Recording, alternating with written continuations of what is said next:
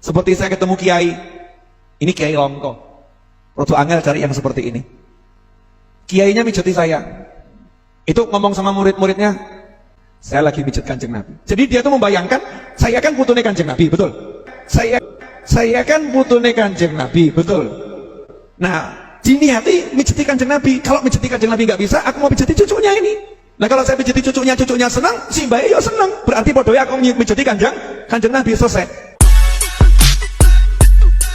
Bagus kan? Video ini dibuka oleh ucapan Novel Alidrus. Wah, si paling mulia, si paling cucu Nabi. Makanya catat baik-baik. Kita dari kemarin, dari dulu-dulu berbicara tentang glorifikasi mereka yang mengklaim, yang menobatkan diri, yang merasa diri mulia, suci. Itu ya bukan omong kosong. Memang kalimat-kalimat itu selalu keluar dari kabaib. Ini belum ekstrim ya. Saya kan putune Nabi. Mijiti saya sama dengan mijiti Nabi. Itu belum ekstrim. Ada nih yang lebih ekstrim, si Ali Jindan. Wah, gila-gilaan.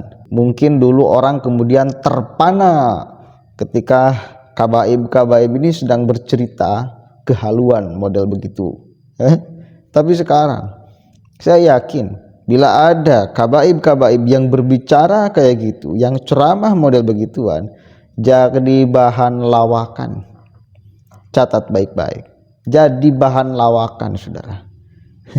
Nih yang lebih ekstrim, biar tahu, biar paham, biar ngerti. Kita itu dari dulu ngomong memang faktanya mereka seperti itu. Coba dengarkan nih si Ali Jindan. Ini lebih parah.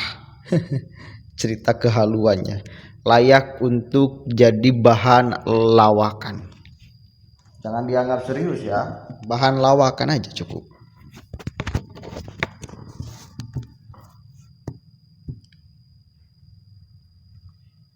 Berbagai macam balak dan musibah tumpah.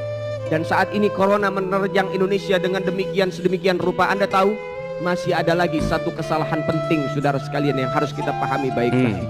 Yang harus para pemimpin dan pejabat memahami baik-baik, saudara sekalian. Seorang ulama ahlul asrar mengatakan, Ahlul baiti ruslima tuhuri, hum amanul ardi fadzakiri. Sesungguhnya keluarga Nabi Muhammad, sesungguhnya anak cucu Sayyiduna Muhammad, sesungguhnya para habaib, mereka disucikan oleh Allah. Nasnya diabadikan di dalam Al-Quran. Mereka disucikan oleh Allah.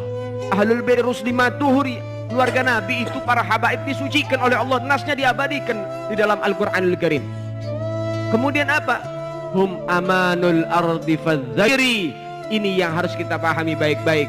Mereka para habaib, mereka adalah alasan yang membawa daripada kedamaian. Adanya para habaib yang membuat Allah memberikan keamanan kepada seluruh penduduk alam semesta. Adanya para habaib ini, saudara, untung kita ada habaib di kampung kita, di negeri kita, di negara kita. Dengan adanya para habaib membawa keamanan kepada seluruh penduduk alam semesta. Sehingga Al-Habib Muhammad bin Adras Al-Habsyi, seorang wali min auliaillah di kota Surabaya, Gutub, presidennya Gutub, rajanya Gutub di zaman beliau. Anda tahu, beliau kalau diundang sama orang, Habib, saya pengen ngundang acara di kampung saya. Oh gitu, iya. Kapan? Misalnya lusa Habib. Baik. Ada Habib yang tinggal di sana? Gak ada Habib. Ada Habib yang pernah lewat bisa singgah di sana? Ada. Saya mau datang. Jadi kalau misalnya datang orang, ditanya sama beliau, ada Habib di kampung kamu? Gak ada. Habib pernah singgah di kampung kamu? Gak ada juga. Oh, saya nggak mau, itu kampung bawa sial pasti.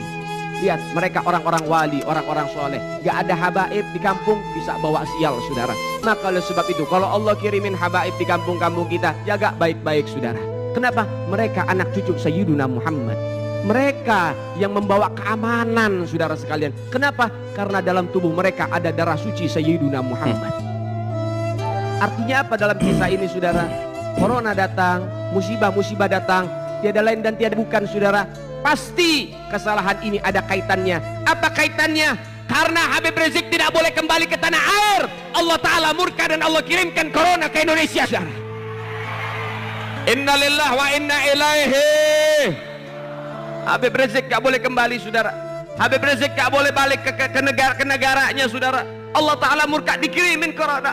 Begitu zalimnya penguasa kepada beliau, begitu jahatnya pemimpin-pemimpin kepada beliau, Allah Ta'ala tidak tinggal diam, saudara sekalian. Dikirimkan balak demi balak, saudara. Innalillah wa inna ilaihi raji'un. Gempa di mana-mana, longsor di mana-mana, banjir di mana-mana, akhirnya corona menghantam kita punya negeri, saudara sekalian. Ini juga tidak bisa dinafikan ada kaitan dengan Habib Rizik, saudara sekalian. Beliau nggak ada salah, kenapa beliau nggak boleh kembali ke tanah air, saudara? Beliau bukan koruptor, kenapa beliau nggak boleh kembali ke tanah air? Beliau bukan rampok uang rakyat, kenapa beliau tidak boleh ke tanah air, saudara? Itu yang namanya turis-turis dari negeri komunis boleh masuk negara Indonesia, kenapa Habib Rizik nggak boleh, saudara? Innalillah wa inna ilaihi. Sehingga itu juga bisa jadi penyebab terjadinya yang namanya balak. Kalian masih mau percaya nggak dengan ucapan si Ali Jindan? Mau percaya nggak? Mau percaya? Serius masih mau percaya? Ini kan sedari dulu, ini ketika musim-musim corona, ya. Artinya kan sebelum polemik nasab ini muncul. Ya berarti kan satu kali lagi kita ngomong sedari dulu, ya, 2 tahun terakhir ini memang buktinya, memang faktanya mereka semua benar-benar mengglorifikasi kelompok habaib ini supaya ada di posisi sangat puncak di strata sosial, ingin menghadirkan kelas-kelas. Dan ini kan konsep penjajahan dulu, masih mau terima digitu-gituin sama orang seperti si Ali Jindan, Novel Alidrus, dan semua para kabaib? Masih mau? Mikir, bos. Ini kita sedang bukan menebarkan kebencian, kita sedang berupaya supaya masyarakat Indonesia berdaulat. Kita sudah merdeka. Gedebrus ini ngomong. Kenapa ini Habib Rizik nggak pulang-pulang? Siapa yang pergi? Keinginan Rizik atau keinginan pemerintah? Dia kabur kan dulu, tidak mau diproses kasusnya, kabur. Dia yang berangkat. Gimana sih? Masa mau kita lari ke belakang lagi? Ada bala. Gara-gara apa? Di satu wilayah tidak ada habaib. Bayangkan, itu ajaran mereka. Ajaran siapa lagi coba? Kalimat-kalimat yang kemudian disampaikan oleh Ali Jindan, itu apakah diperintahkan oleh leluhur-leluhurnya, oleh kelompok habaib, diglorifikasikan kepada masyarakat muslim yang awam, supaya bila di sana ada habib, muliakan dan lain sebagainya, putune Nabi. Sehingga banyak astagfirullahaladzim, masyarakat itu yang merasa kehidupannya terganggu, ekonominya terganggu, dan lain sebagainya. Gara-gara apa? Gara-gara ulah oknum kabaib-kabaib yang bahkan sering maksa. Masih mending minta, tidak maksa. Ini minta, maksa, udah jelas itu merampok berkedok agama.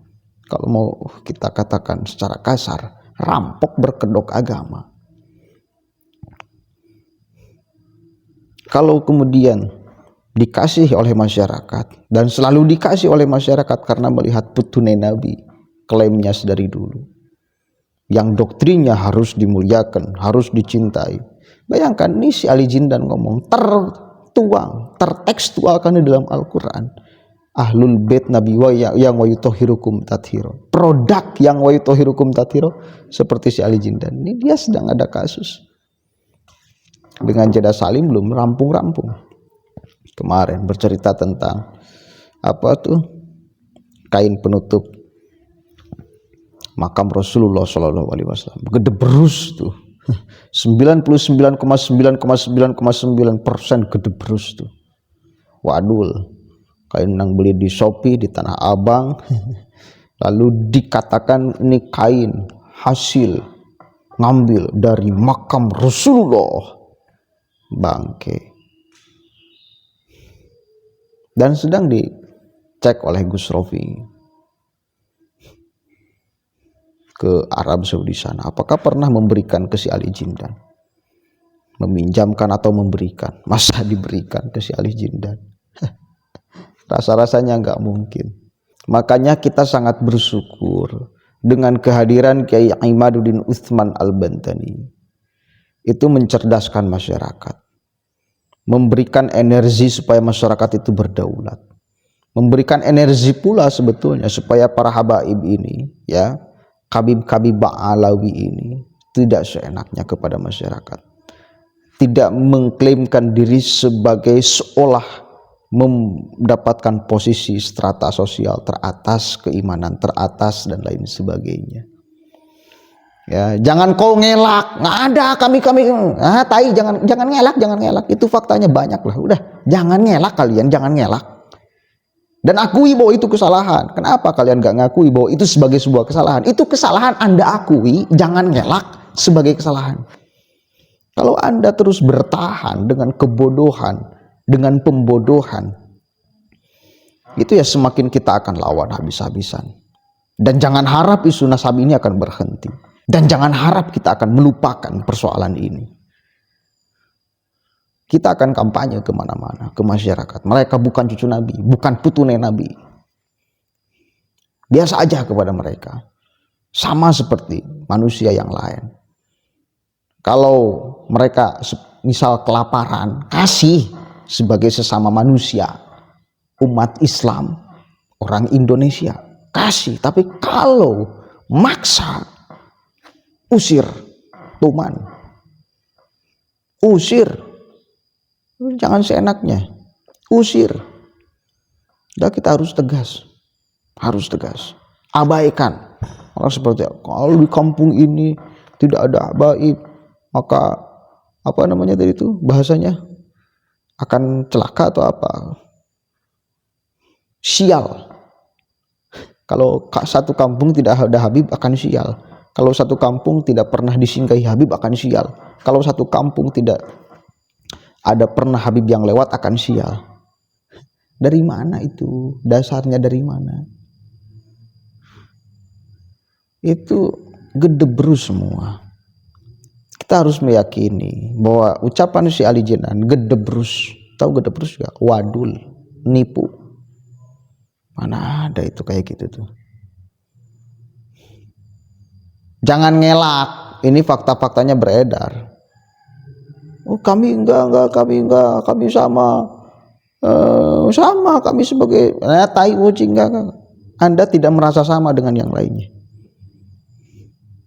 Sekarang kan banyak pengakuan bahwa kita sama-sama putune Nabi Adam, kan itu ya. Kita tidak pernah mengklaimkan sebagai manusia suci, tai kucing. Itu jelas sih Ali Jindan itu ngomong, tertekskan dalam Al-Quran. Apa teks Al-Quran? Ahlul Bait Nabi yang witohirukum tathiro, disucikan sesuci-sucinya. Produknya model rijik. Produk yang disucikan oleh Allah model Bahar. Produk yang disucikan Allah model Ali Jindan. Produk ini korban wanitanya banyak si Ali Jindan. Begitu produk yang disucikan oleh Allah. Masa iya atuh?